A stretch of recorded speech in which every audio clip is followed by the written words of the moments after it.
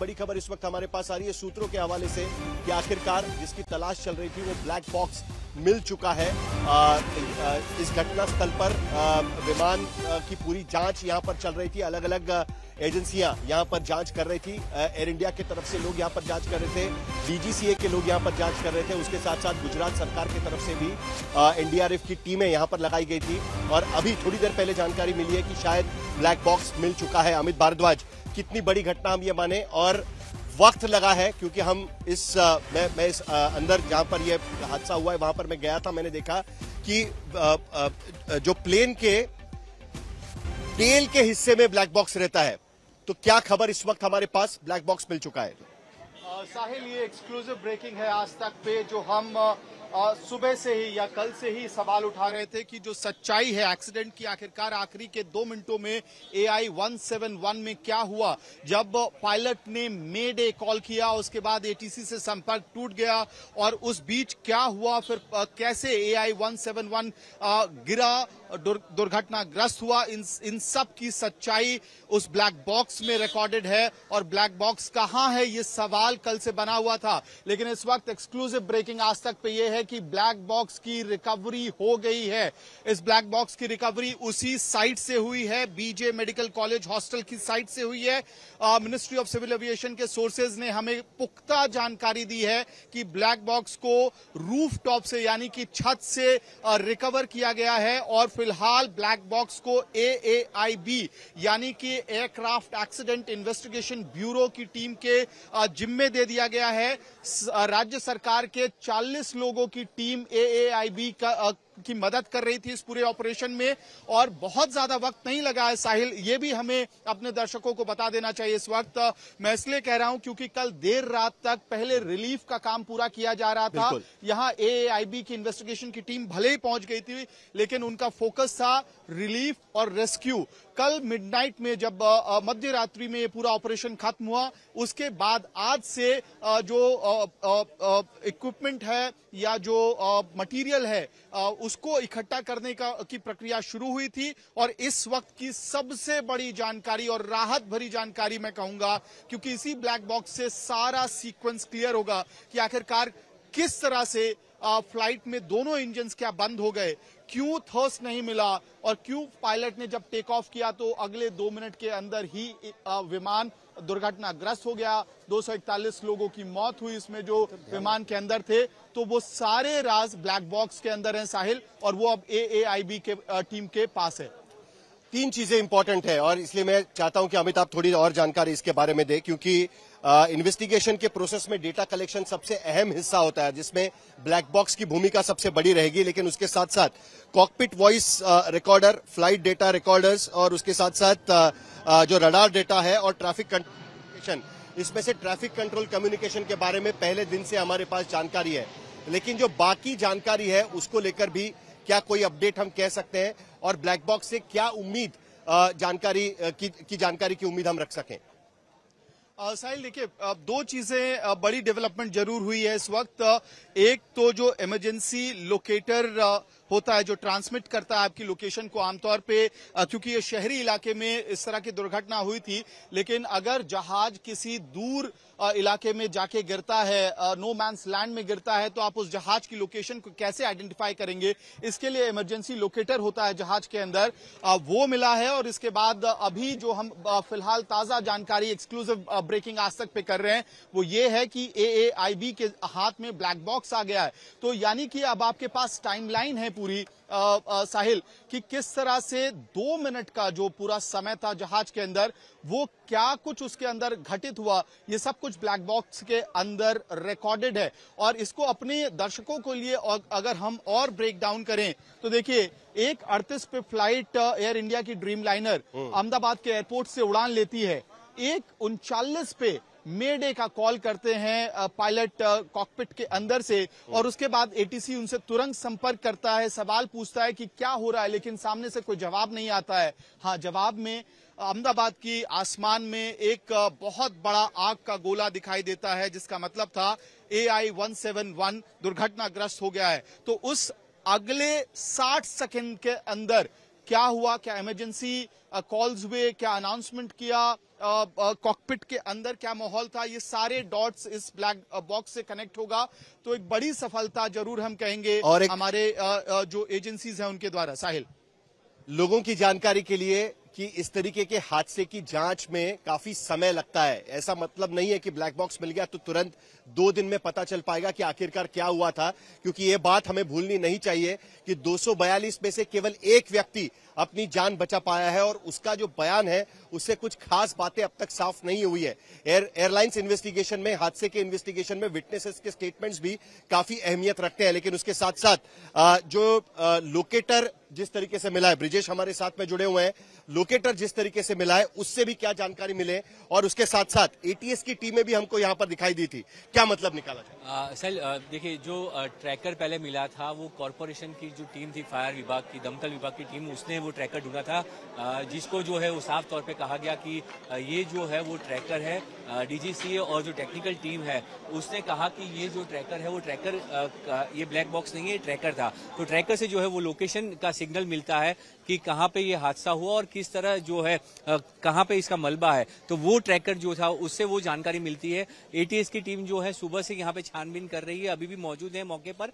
वो लोग ढूंढ रहे थे कि जो डीवीआर है, बॉक्सेस जो हैं वो मिल पाए, ताकि जो है जो रिकॉर्डिंग्स हैं वो वहाँ फ्लाइट के जो इनसाइड रिकॉर्डिंग है वो मिल पाए, ताकि जो उसकी जानकारी मिल पाए। उसके लिए सर्च चल रहा था और इसीलिए आज जो है वो क्रैश साइट को जो है बंद कर दिया गया। कल मीडिया को एक्सेस था, पर आज मीडिया को वहां पे एंट्री इसलिए नहीं दी गई क्योंकि ये सर्च ऑपरेशन चल रहा था और कल भी ये जारी रहेगा। 2 दिन के लिए जो है यहाँ पे किसी को जो है वो अनुमति नहीं है प्रवेश की, तो ये इसीलिए बंद कर दिया गया है, सबको रोका गया है, क्योंकि ताकि वहां पे जो सर्च है जो करना है वो कर पाए। ठीक है, आगे बढ़ने से पहले, क्योंकि हमें अहमदाबाद के सिविल अस्पताल भी जाना है, वहां पर डीएनए की जांच चल रही है। तमाम जो 265 लाशें, अब तक की जानकारी है कि 265 मौतें मानी जा रही है कि हो सकती है, आंकड़ा शायद भी बढ़ सकता है, लेकिन उनके परिजनों को बुलाया गया ताकि डीएनए टेस्टिंग के जरिए पता चल सके जो अनआइडेंटिफाइबल जो शव है उनको पहचानने के लिए, उनकी शिनाख्त करने के लिए चल रहा है। वहां भी चलेंगे, लेकिन आगे बढ़ने से पहले जल्दी से अमित भारद्वाज, मुझे आपसे जानना है चीज कि उसके साथ साथ जो पिछला मेंटेनेंस का डेटा है उसकी भी जांच की जाएगी। जहां तक मेरी जानकारी है कि उसकी भी जांच की जाएगी, उनके बारे में पूछताछ की जाएगी। ये कितना अहमियत रहेगा, जल्दी से आपका जवाब, फिर चलेंगे हम लोग अहमदाबाद के सिविल अस्पताल में। साहिल, देखिए 2 तरह की जांच इस वक्त चल रही है। एक AAIB के अंडर है जो कि आइक्वा यानी कि इंटरनेशनल सिविल एविएशन ऑर्गेनाइजेशन का जो इंटरनेशनल गाइडलाइन है उसके तहत वो पूरी जांच प्रक्रिया चल रही है। तो उसमें कहीं भी हम प्रोसीजर को डेविएट नहीं करेंगे, जिसमें कब मेंटेनेंस हुआ था जहाज का, क्या उसमें कोई फॉल्ट पाया गया था। इनफैक्ट जब जहाज टेक ऑफ के लिए जा रहा था तो सारे प्रोसीजर्स जो होते हैं एक एक करके बकेट लिस्ट में वो टिक हुए थे कि नहीं, और अगर उसमें कोई प्रॉब्लम थी तो वो अथॉरिटीज को इन्फॉर्म किया गया कि नहीं, एटीसी को, डीजीसीए को इन्फॉर्म किया गया कि नहीं, ये सारी चीजों को अकाउंट में लिया जाएगा। लेकिन ये एक बहुत लंबी जांच की प्रक्रिया है साहिल, जो अभी चलेगी। दूसरी जांच है हाई लेवल कमेटी की जांच जो होनी है, जिसके साथ ये ऑगमेंट होगा कि आने वाले समय में एयरलाइन सेफ्टी के लिए क्या नॉर्म्स में बदलाव करने हैं। वो एक और वृहद जांच है जो मुझे लगता है कि पहली वाली जांच और ये इसलिए भी जरूरी होगा क्योंकि ड्रीम लाइनर का 7488 ये जो ड्रीम लाइनर है उसका ये पहला इस तरीके से का हादसा है पूरे दुनिया में, और इसके लिए जांच काफी अहम रहेगी। चलेंगे सिविल अस्पताल में, अतुल तिवारी यहां पर मौजूद है और उसके साथ साथ प्रधानमंत्री के दौरे के बारे में भी हमें बात करनी है। लेकिन ये डीएनए सैंपल्स किस तरीके से लिए जा रहे हैं, हमारी संवाददाता श्वेता सिंह ने इसका जायजा लिया था, वो जरा रिपोर्ट एक बार देख लेते हैं। ये एक बहुत अहम प्रक्रिया है जो यहाँ पर चल रही है, क्योंकि जिस तरीके से यह हादसा हुआ और जिस तरीके से क्षत विक्षत हालत में वो सारे शव वहां पर रहे, बहुत अहम है कि पहचान हो सके। जितने परिजन हैं वो सब यहाँ पर मौजूद हैं अपने सैंपल्स देने के लिए। गुजरात सरकार की तरफ से जो अधिकारी हैं उन्हें मनोनीत किया गया है यहाँ पर मौजूद रहने के लिए, और सैंपलिंग का जो पूरा प्रोसेस है वो आप देख सकते हैं। मैंने ये भी सुना कि आप सब कह रहे हैं कि फॉर्म भरने में, मतलब आप लोगों का पूरा फोकस ये है कि जो परिजन हैं उन्हें कम से कम इनकन्वीनियंस रहे, उन्हें ऐसे ही बहुत बड़ा दो। हाँ बिल्कुल, बेसिकली स्टेट गवर्नमेंट का फोकस यही है कि जो भी परिजन यहाँ पे आ रहे हैं उनके खाने पीने की व्यवस्था से लेके उनके रहने की जो व्यवस्था है वो सभी राज्य सरकार द्वारा किया गया है। यहाँ पर भी जो परिजन यहाँ पे हैं इमोशनल डिस्ट्रेस में है डेफिनेटली वो, तो उनके लिए साइकोलॉजिकल काउंसलिंग से लेके उनको और कोई मेडिकल एड की रिक्वायरमेंट है तो everything is being taken care of by the state government. कितना समय, क्या प्रक्रिया होती है एक डीएनए सैंपल लेने? ब्लड सैंपल लिया गया है EDTA में, और वो पुलिस कस्टडी में FSL भेजा जा रहा है। तो रात भर सैंपल का ट्रांसपोर्टेशन FSL आप लोग कलेक्ट कर रहे हैं, वो जाएगा FSL के लैब में और वहाँ मैक्सिमम 72 आवर्स। हाँ जी, यहाँ पर आप देख रहे हैं, और ये DNA सैंपल्स जो कलेक्शन का जो हिस्सा है उसे यहाँ पर ब्लड सैंपल्स, जैसा कि मैम बता रही हैं कि ब्लड सैंपल्स को लेकर यहाँ पर कलेक्ट करके इस तरह के वायल्स में लेकर और उसके बाद आगे भेजा जा रहा है FSL के लैब में।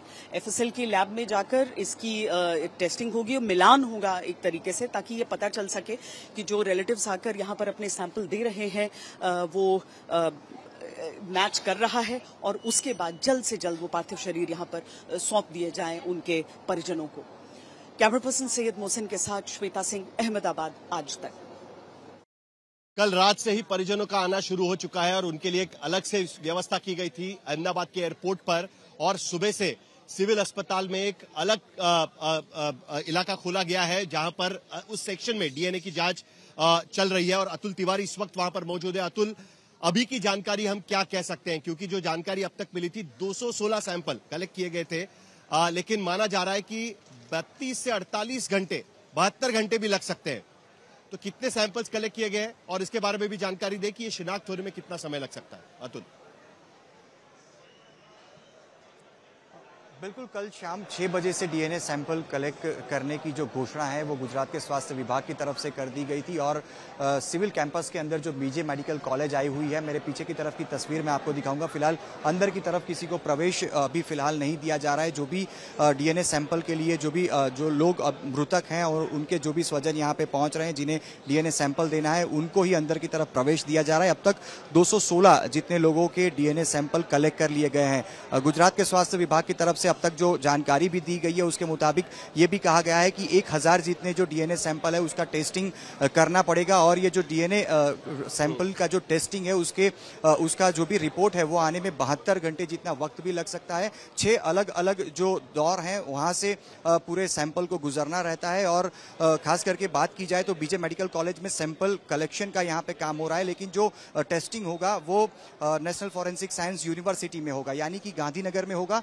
और जो भी सैंपल्स यहाँ पे कलेक्ट हो रहे हैं, थोड़ी देर में वो सैंपल कलेक्ट करके यहाँ से तुरंत ही जो नेशनल फॉरेंसिक साइंस यूनिवर्सिटी है वहाँ पे भी भेजे जा रहे हैं। यानी कि लगभग ये कह सकते हैं कल दोपहर से हो सकता है जो सैंपल कलेक्शंस अभी तक किए गए हैं उसके रिपोर्ट आने की शुरुआत हो जाए। लेकिन जो जिस प्रकार की जानकारी है 1000 जितने सैंपल जो है उसके टेस्ट करने होंगे और लगभग 72 घंटे इसकी रिपोर्ट आने में लगेंगे, और कल दोपहर से हो सकता है पहली रिपोर्ट, दूसरी रिपोर्ट, इस तरह से जो पहले जो सैंपल जो देकर गए हैं उनके रिपोर्ट के आने की शुरुआत भी हो जाएगी। जी,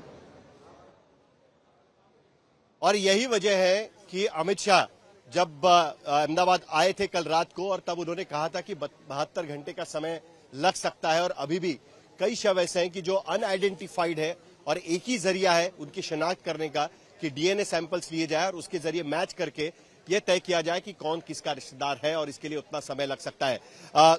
इस पे थोड़ा वक्त लगेगा। अतुल, आप हमारे साथ बने रहिए। हमारे साथ में अशोक सिंघल भी जुड़े हुए हैं। बात करेंगे उनसे प्रधानमंत्री के दौरे पर, क्योंकि प्रधानमंत्री अहमदाबाद आएंगे, ये कल से ही लग रहा था कि प्रधानमंत्री ये दौरा करेंगे। सुबह 8:30 बजे के करीब प्रधानमंत्री अहमदाबाद आए। सबसे पहले वो घटना स्थल पर गए जहां पर इस वक्त हम मौजूद हैं। उसके बाद सिविल अस्पताल गए, उस इकलौते सर्वाइवर से भी मिले, उनसे भी उन्होंने बात की, और एयरपोर्ट पर एक जायजा मीटिंग लेने के पहले विजय रूपानी, गुजरात के पूर्व मुख्यमंत्री, उनके परिजनों से भी मिले। गुजरात में एक शोक की लहर थी। विजय रूपानी जिस तरीके से इस हादसे में उनकी मौत हुई है उसको लेकर काफी अशोक सिंघल इस वक्त हमारे साथ में। अशोक, प्रधानमंत्री के इस दौरे को लेकर क्या कह सकते हैं? 3 ट्वीट्स प्रधानमंत्री के इस दौरे पर हम देख सकते हैं, सुबह से जैसे प्रधानमंत्री दिल्ली लौटे हैं उसके बाद। अशोक, साहिल, कल जैसे ही घटना हुई उसके बाद ही प्रधानमंत्री लगातार बातचीत कर रहे थे, अपडेट ले रहे थे और जरूरी निर्देश दे रहे थे, चाहे वो रेस्क्यू ऑपरेशंस को लेकर के हों। Civil aviation minister Ram Mohan Naidu से भी वो लगातार बातचीत कर रहे थे। अमित शाह भी कल आए, उसके बाद अमित शाह ने भी उनसे बात की, और जो भी कंसर्न अथॉरिटी थी, प्राइम मिनिस्टर लगातार बात कर रहे थे और लग रहा था कि प्रधानमंत्री आज आएंगे, क्योंकि कल आते तो रेस्क्यू ऑपरेशन या तमाम एडमिनिस्ट्रेशन और लोग थोड़ा रुकावट आती काम में जो रेस्क्यू ऑपरेशन चल रहे थे। तो प्रधानमंत्री एक दिन के बाद सोच समझ करके आए कि सब चीजें सेटल हो जाएंगी और इन्वेस्टिगेशन का पार्ट भी शुरू हो चुका था। तो आज प्रधानमंत्री जैसे अहमदाबाद पहुंचे, वो क्रैश साइट पर आए यहाँ पर, और यहाँ पे तमाम लोग, मुख्यमंत्री साथ थे, सिविल एविएशन मिनिस्टर साथ थे और तमाम जो संबंधित अधिकारी उनके साथ थे। इसके बाद वो सिविल हॉस्पिटल गए, वहाँ पे घायलों से मुलाकात की उन्होंने, जिसमें मेडिकल स्टूडेंट्स थे, MBBS के स्टूडेंट्स थे और नर्सिंग स्टाफ जो मेडिकल कॉलेज में उस वक्त मेस में उपलब्ध थे जब क्रैश हुआ। और इसके अलावा जो सर्वाइवर थे, एक सिंगल सर्वाइवर विश्वास कुमार, रमेश विश्वास कुमार, उनसे मुलाकात की। उन्होंने बताया जितना भी वो बता सकते थे उस घटना के बारे में, क्योंकि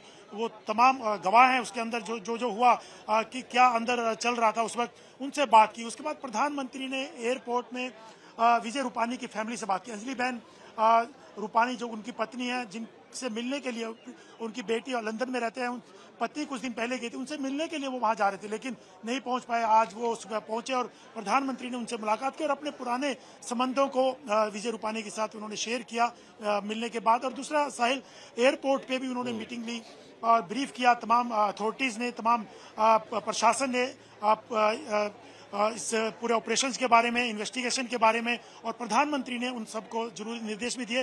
और खास तौर से जो घायल हैं उनके इलाज के लिए प्रधानमंत्री ने साफ तौर से कहा कि जो भी जरूरी कदम उठाने हैं, अगर बेहतर इलाज कहीं करने की जरूरत है वहां कीजिए। जो उन्होंने अपडेट लिया और कहा कि इसको स्पीडली इन्वेस्टिगेशन और जो जरूरी कदम इन चीजों को लेकर के करने चाहिए। उसके बाद प्रधानमंत्री दिल्ली चले गए। साहिल, जिस व्यक्ति से आज प्रधानमंत्री मिले हैं वो एक चमत्कारिक रूप से बचा हुआ सर्वाइवर है, विश्वास रमेश कुमार, और उनसे बात करने की तमाम लोगों ने कोशिश की। उसने अपनी कहानी सुनाई है कि वो किस तरीके से बचे हैं। जरा उनकी कहानी एक बार सुन लेते हैं। सर ने पूछा कि कैसे हुआ, तो मैंने उसके बारे में बताया और सब हाल चाल पूछा सब। विश्वास, अगर हम जानना चाहें कि आप थोड़ा सा बता पाएं कि ये हादसा कैसे हुआ था। वो मेरे नज़रों के सब सामने हुआ था। मेरे खुद को भी बिलीव नहीं होता कि मैं कैसे उसमें से जिंदा बाहर निकला, क्योंकि थोड़ा टाइम लिए के तो मेरे को लगा था कि मैं भी मरने वाला हूँ, लेकिन जब मेरी आँख खुल के मैं देखा ना तो मुझे लगा मैं जिंदा हूँ। तो मैंने ट्राई किया, जब मेरी सीट थे वो मेरी बेल्ट निकाला, मैंने वो ट्राई किया जहाँ से निकल सकता वहाँ से, तो मैं निकल गया वहाँ से। मेरे नज़रों के सामने एयर होस्टल और दूसरे आंटी अंकल सभी उसमें मैच हो गए थे सभी। अच्छा, थोड़ा सा बता पाएं, जब जैसे ही टेक ऑफ हुई फ्लाइट, क्या हुआ था और अचानक से कैसे हादसा हुआ? टेक ऑफ के बाद 1 मिनट के अंदर ही जब टेक ऑफ हुआ ना, तो सडनली 5-10 सेकंड कैसे लगा जैसे स्टक हो गया वो। बाद में से मेरे को लगा कि कुछ हुआ। बाद में प्लेन में लाइट ऑन हो गई, ग्रीन और वाइट। बाद में वो पता नहीं, वो प्लेन टेक ऑफ ज्यादा करने के लिए वो रेस बोलते हैं क्या, रेस दिया होगा ऐसा कुछ, और सीधा स्पीड में ही घुस गया जहाँ वो क्या था, वो हॉस्टल था, एक हॉस्पिटल का। हाँ, हॉस्टल में।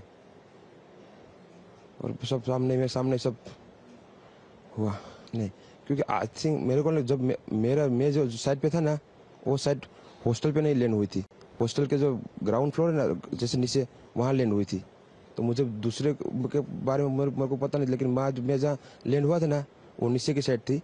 तो जब वहाँ थोड़ा पेस भी था प्लेन के जब बाहर, तो जब जैसे मेरा डोर टूटा ना सब, तो मैंने देखा ना जब सामने कि थोड़ा इधर पेस है, तो मैं ट्राई कर सकता हूँ निकलने के लिए। तो मैंने ट्राई किया निकलने के लिए, तो फिर मैं निकल गया उधर, क्योंकि अपोजिट साइड पे था ना, वो बिल्डिंग का वो था ना दीवार, तो उधर से कोई शायद नहीं निकल सका होगा, क्योंकि उधर पूरा उधर ही क्रैश हुआ था।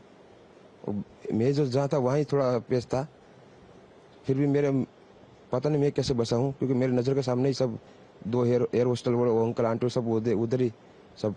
और थोड़ा जब आग लगी ना, मेरा लेफ्ट हैंड भी जल गया थोड़ा। फिर एम्बुलेंस मेरे को उठा लेके इधर आया हॉस्पिटल में। अभी इलाज वगैरह कैसा हो रहा है? अभी कैसा फील कर रहे हैं आप? इलाज बहुत अच्छा है, यहाँ के लोग बहुत सपोर्टिंग है, बहुत अच्छा इलाज कर रहे हैं सब। आपको शायद पता होगा कि विश्वास कुमार 11A नंबर की सीट पर बैठे हुए थे, और वो कैसे बचे ये अभी भी चमत्कार बना हुआ है। उन्होंने अपनी कहानी तो बताई है, लेकिन लोग उस पर विश्वास करने की कोशिश कर रहे हैं। दूसरी तरफ विजय रूपानी 12 रो वाली सीट पर बैठे हुए थे, और माना जा रहा था कि 12-6 ये उनका लकी नंबर था। क्या था मामला, जरा हम अशोक सिंघल से पूछेंगे। अशोक, ये 12-6 का मामला क्या था? क्योंकि विजय रूपानी 12 नंबर की सीट पर, 11 नंबर की सीट पर बैठे हुए हैं विश्वास कुमार अपनी जान बचा लेते हैं। साहिल, देखिए, विजय रूपानी के लिए बहुत लकी नंबर था 1206। उनकी गाड़ियों के नंबर 1206। आप जिस गाड़ी में बैठते थे, आज मैं उनके घर पे था सुबह से, तो उनकी गाड़ी मैंने ड्राइवर से पूछा, बोला इसी गाड़ी में चलते थे। 1206 उनकी गाड़ी का नंबर है और लकी नंबर मानते थे, हमेशा से वो 1206 पे चलते थे। और उनकी डेथ भी जो सीट नंबर था वो भी 12 था। और कल जो डेथ हुई 12 जून को हुई, 12 जून को ही डेथ हुई, तो अनलक्की साबित हुआ। लेकिन जो जिस नंबर को वो लक्की माना करते थे 1206 को, वो कल अनलक्की साबित हो गया। आप देखिए, इत्तेफाक देखिए, नियति देखिए कि 11 नंबर सीट उनकी थी, उन्होंने अपग्रेड करा करके 12 नंबर सीट कराई। तो ये नियति कहेंगे या क्या कहेंगे, मतलब उनकी किस्मत खराब थी, उनके साथ अनहोनी जो हुई है वो थी। जिस चीज को लक्की माना करते थे वो कल आकर के अनलक्की साबित हुई। और 1206 जो सालों साल उन्होंने हम अपने लिए लक्की माना, और कल जाकर के जब उनकी ये हुआ हादसा, और वही 1206 उनके लिए अनलक्की साबित हो और उनकी इस एयर क्रैश में मौत हो गई, विमान में मौत हो गई। साहिल।